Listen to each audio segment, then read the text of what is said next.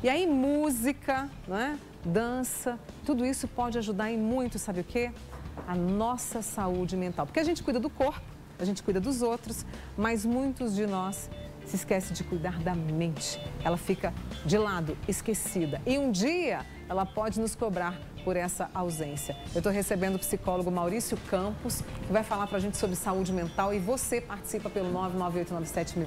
Maurício, obrigada por ter vindo, Imagina, viu? Bom dia. Você sabe que até esse momento que a gente trouxe ali do conservatório, isso dá uma paz, isso traz uma leveza. E isso para a nossa saúde mental pode ajudar muito. Pode, Mônica. Eu acho que a gente primeiro tem que, apesar da gente estar falando de saúde mental, a gente precisa pensar em saúde de forma geral. Efetivamente, a gente está muito acostumado a uma rotina que não nos permite cuidar da gente. Verdade. A gente se descuida na alimentação, a gente se descuida nas atividades físicas, a gente se descuida de um monte de coisas. E há uma série de doenças silenciosas e que ficam aí sorrateiras e que afetam o nosso corpo. Mas se a gente já não está atento ao corpo, que muitas vezes é o que vai nos parar, eu costumo dizer que quando você não para, quando precisa, o corpo te para. Te para com uma doença, te para porque você tem um mal-estar, porque você tem uma série de outras coisas. E quando a gente vai falar de saúde mental, isso ainda fica mais agravado. Primeiro porque a gente vive um tempo em que a gente tem que estar sempre pronto e disposto. Pronto para atender, pronto para fazer, pronto para correr, pronto para isso, pronto para aquilo. E a gente não tem tempo para olhar e dizer assim, será que eu estou pronto para tudo isso? Será que eu dou conta de toda essa demanda? E existe um problema, porque você não pode dizer que não está pronto. A gente é cobrado cotidianamente para estar sempre pronto, disposto, bem. Eu costumo brincar que é como se a gente tivesse um pouco sorria, você está na Bahia. É muito bom estar na Bahia e poder sorrir lá mesmo. Mas no dia a dia, às vezes, a gente não está para sorrir. Às vezes a gente não está para dar conta de tudo, às vezes a gente não está para conseguir ter toda essa disposição que nos pedem. É como se a gente tivesse que fazer de conta que a gente não sofre, que a gente não tem dúvida, que a gente não tem medo, que a gente não está triste, que a gente não consegue. E aí a gente ainda tem um outro problema. A saúde mental ainda é vista um pouco como um tabu. Não é tão tranquilo dizer eu vou ao psiquiatra, eu vou ao psicólogo, eu faço terapia. Isso ainda é visto ou como um luxo, como uma bobeira, ou muitas vezes a pessoa também não quer dizer isso porque vão entender que ela é louca ou qualquer outro tipo de coisa, com uma série de preconceitos que a saúde mental carrega. Seja para a pessoa que está ali, seja para quem quer que está ouvindo esse assunto, por exemplo, do próprio profissional. Dizer que vai ao psiquiatra ainda é muito vergonhoso na nossa sociedade. Dizer que precisa de terapia, e olha que coisa estranha, a gente vive um tempo em que a gente não pode precisar de ajuda. Isso é muito triste, da gente não poder pedir ajuda, contar para a pessoa, falar, estou precisando de ajuda. E a gente tem um problema ainda mais sério, a gente não pode nem perceber que precisa de ajuda. Porque vai se culpar, vai se criticar e se julgar. Porque o outro consegue, porque as pessoas dão conta, porque elas levam as coisas. Mas por que eu não dou conta? Por que eu não consigo? E aí a gente esquece uma coisa, que é a individualidade. Pode ser que você dê conta de uma determinada rotina e o outro não. Pode ser que o outro dê conta de determinadas coisas que você não. Só que a gente vai deixando a nossa saúde mental meio como se ela fosse uma coisa que não precisa de atenção. Eu ponho ela ali, eu deixo, como se isso fosse possível. E a gente não se dá conta de uma série de coisas. A gente está no Setembro Amarelo, você fez essa referência. Num caso extremado, a gente vai estar podendo falar de suicídio. Mas o suicídio, ele se anuncia. Há coisas que vão aparecendo no dia a dia que as pessoas não vão estranhando. Que as pessoas têm uma coisa de dizer que aquilo é normal. Tudo bem tá assim. Tudo bem é desse jeito mesmo. E aí a gente não presta atenção em si mesmo, não presta atenção em quem está ao nosso lado, não procura auxílios, e a gente precisa de auxílio. Porque não é normal que eu esteja sempre irritado. Não é normal que eu não consiga dormir há tanto tempo. Não é normal que eu esteja comendo exageradamente. Não é normal que a minha ingestão alcoólica seja exagerada. E são pulos, são gatilhos. Mas como eu não falo sobre isso com ninguém, ou mais, quando eu falo, o que eu escuto é, não fica assim não, vai passar. Levanta a poeira, Levanta a poeira, né? Vamos embora. De vez em quando tem poeira demais. Não dá para sacudir. De vez em quando precisa chamar alguém para nos ajudar a limpar essa poeira, a passar um aspirador. E isso não é feio, isso não é um problema. Isso é ser gente. Então, e quando é que a gente vai chegar a pensar assim, eu sou gente, eu posso sentir, eu não preciso reprimir, eu posso pedir ajuda? Isso é lá atrás também começa, lá na base? Vamos pensar numa coisa, pode ser na base, mas se a gente for pensar de forma geral, Mônica, na nossa sociedade a gente não pode pedir ajuda. Se você for pensar, a gente tem discursos cotidianos, o dia inteiro, de que você tem que levantar poeira, de que você tem que estar sempre bem, de que você não pode reclamar. É muito bom ser grato pelas coisas que são boas, mas também é preciso que eu possa não dar conta. É comum que nas famílias não haja espaço para conversar sobre sentimento. É comum que nas famílias a criança não possa virar e dizer assim, eu tenho medo de ir para essa escola, mas ela tem que ir. Eu tenho medo de estar lá. Eu me lembro de quando o meu filho mais novo tirou o bico, ele ficou com muito medo de fazer aquilo. Mas, assim, ele pôde falar que ele estava com medo e eu pude dizer, eu estou aqui com você. Eu acredito que você vai dar conta de fazer isso, mas é difícil mesmo.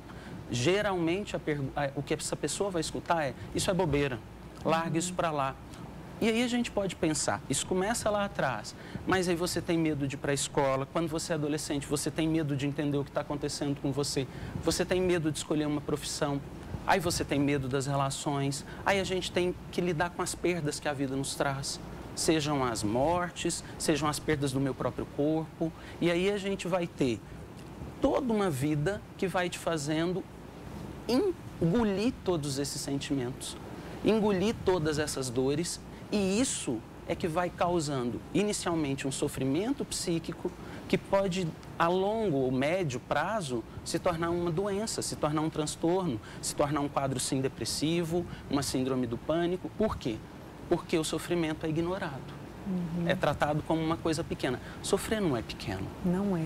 Sofrer não tem nada de pequeno. Só que a gente precisa ter o direito de sofrer. Vou fazer uma pausa aqui com o Maurício Campos para você tomar uma água, tomar um cafezinho. Lembrando que você pode participar conosco, né, pelo 998-97000. Ele suspirou, eu já suspirei também várias vezes aqui durante a entrevista, porque tudo que eles falam também serve para mim, serve para você e serve para mim também. Já já a gente volta, viu, Maurício? É com um sorriso que eu te pergunto, como é que você cuida da sua mente? O Setembro Amarelo também traz esse alerta, né? É bom a gente cuidar da nossa saúde mental. Como? Eu estou com o psicólogo Maurício Campos, que já vai nos dar, digamos assim, um passo a passo, né? Vou me arriscar dessa forma. Mas deixa eu trazer agora a turma que está participando. A Ana, lá de Araxá, diz que tem 44 anos. E ela acha que a memória dela não anda muito boa. Diz que vê filmes e aí logo depois já não sabe nem mais o que esse filme falou.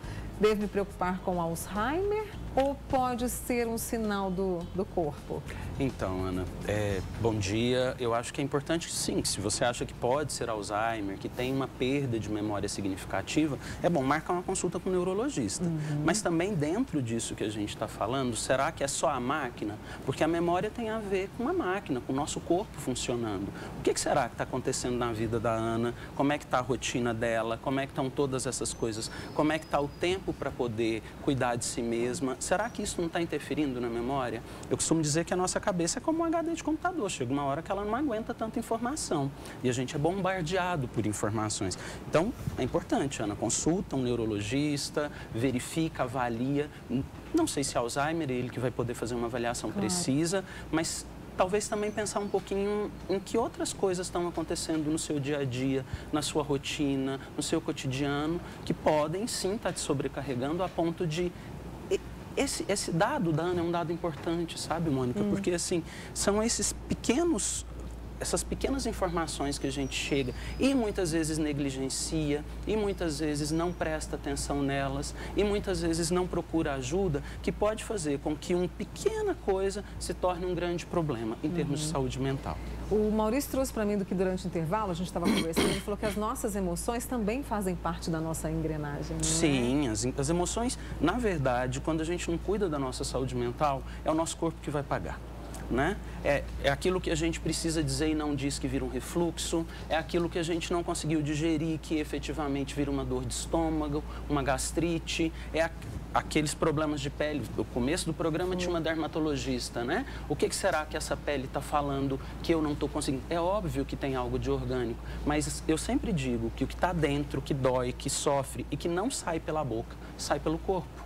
Porque a emoção é efetivamente a engrenagem que faz as partes do corpo funcionar. E se ela está endurecida e se eu não presto atenção nela, ela vai cobrar um preço disso. E às vezes a gente pode chegar a um nível tão elevado, Mônica, que a gente pode ter um apagar tão significativo do corpo, da vida, de tudo, que a gente está falando de um quadro da questão do suicídio por causa do Setembro Amarelo, mas há momentos em que a gente vai ter alguém que tem um nível de esgotamento tão grande que essa pessoa vai parar no hospital, vai estar internada, porque não há tempo, não há espaço para pegar e se perguntar, nossa, por que eu estou me sentindo assim?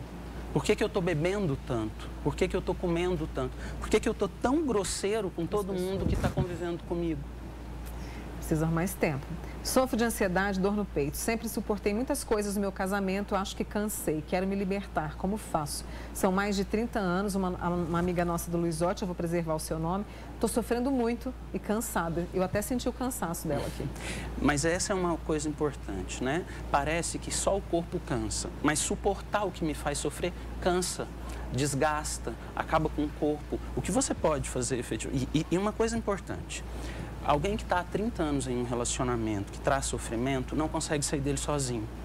Não consegue, e não é problema não conseguir sair sozinho. É preciso descobrir, é preciso procurar a ajuda de um profissional. É preciso procurar a ajuda de um psicólogo para entender por que por 30 anos eu estive presa a uma relação. E ela está falando de casamento, mas eu posso estar preso a um trabalho, eu posso fazer coisas que não me fazem feliz. E não é um problema buscar ajuda para que alguém te puxe um pouco da onde você está. Porque essa dor no peito, essa angústia, pode virar o quê? Mais 30 anos de sofrimento? Nossa. Mais 30 anos de dor? Ou será que a gente vai ter alguém que daqui a pouco está adoecido fisicamente, que desenvolve um quadro depressivo e que não consegue sair dele? O que a gente precisa é se perguntar por que a gente tem que esperar 30 anos. Por que a gente tem que viver... Se a gente viver 60, 30 anos é a metade da vida. Metade da vida. Eu vou trazer aqui uma amiga nossa de Beraba que está muito preocupada com o marido dela. A gente está com o tempo quase terminando. Certo. Maurício, vou te pedir um pouquinho de objetividade. Certo. O que eu posso trazer de atitude simples no meu dia a dia para que minha saúde mental esteja bem?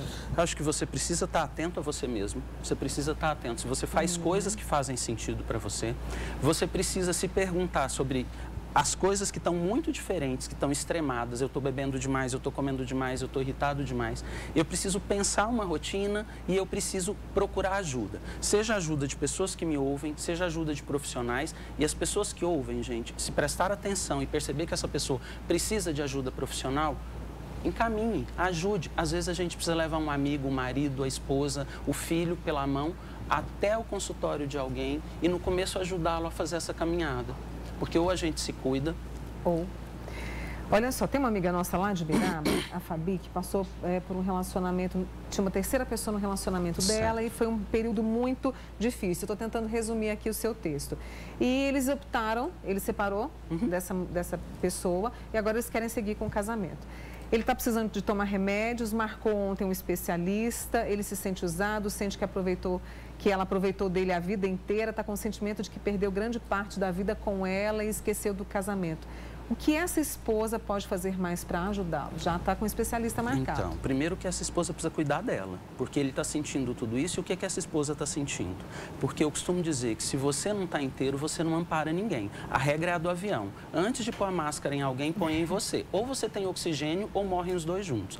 Ele precisa ressignificar tudo isso e isso só vai se conseguir com um espaço de escuta qualificada de um profissional para que ele entenda por que ele viveu essas coisas. E talvez ela também precise desse espaço, para que daí, com ar no rosto, respirando melhor, ela possa ajudar ele a colocar a máscara. Ele está pedindo ajuda, que bom, mas então primeiro se ajude, respire, se pergunta se você está com ar, porque senão podem os dois morrerem sufocados. Tem mais um caso disso, de uma amiga nossa, não vou falar o nome dela, está cansada, casada há 32 anos e tudo de ruim que acontece é culpa minha, sempre estoura em cima de mim e sempre na área financeira. O problema é que você também pode estar acreditando que você é a culpada disso tudo. Em um casamento há duas pessoas, tudo é responsabilidade dos dois. Procurar a culpa resolve muito pouca coisa. Agora, o que você precisa se perguntar é por que você está aí. Estou com dificuldades para dormir, ando com muitos problemas pessoais e minha cabeça anda doendo. Será que é o sinal do corpo? A Mariana de Araxá. Ah, Mariana, com certeza é sinal do seu corpo. Não tenha dúvida disso. E o seu corpo está te dizendo, procura ajuda, Mariana, procura ajuda, Mariana. Ouve o seu corpo. Tem uma amiga nossa dizendo aqui, Mônica, sou estressada ao extremo, falo tudo que penso para as pessoas, depois me arrependo, surto, grito, jogo tudo na cara. Como é que ela pode mudar isso? Eu sou suspeito para falar porque eu sempre acho que você precisa ir a um psicólogo para poder ter uma ajuda. Falar as coisas é importante, mas a gente precisa aprender a saber como falar. A gente precisa aprender a poder dizer as coisas também de forma amorosa, mesmo as que não me agradam. De vez em quando a gente explode, tá tudo bem, mas a gente precisa de ajuda para entender por que tudo me tira tanto do sério. E isso é o que eu estou dizendo de ouçam o que o corpo e o que vocês estão sentindo, para que vocês possam procurar as ajudas, porque senão é escolher por uma vida de sofrimento. E a gente não quer sofrimento, a gente não. quer ser feliz, tá? Maurício Campos, psicólogo com a gente aqui hoje. Eu preciso mandar 2 beijos, não é? 2 beijos. Para o João Pedro e o Vinícius, seus filhos. São meus filhotes que estão João lá em casa Pedro e assistindo. Vinícius, um beijo para vocês, viu, seus lindos? Espero conhecê-los. Obrigada, tá, Imagina, Maurício? eu que agradeço. Volte mais vezes Estou aqui. à disposição. Né? E a gente falando sobre saúde mental.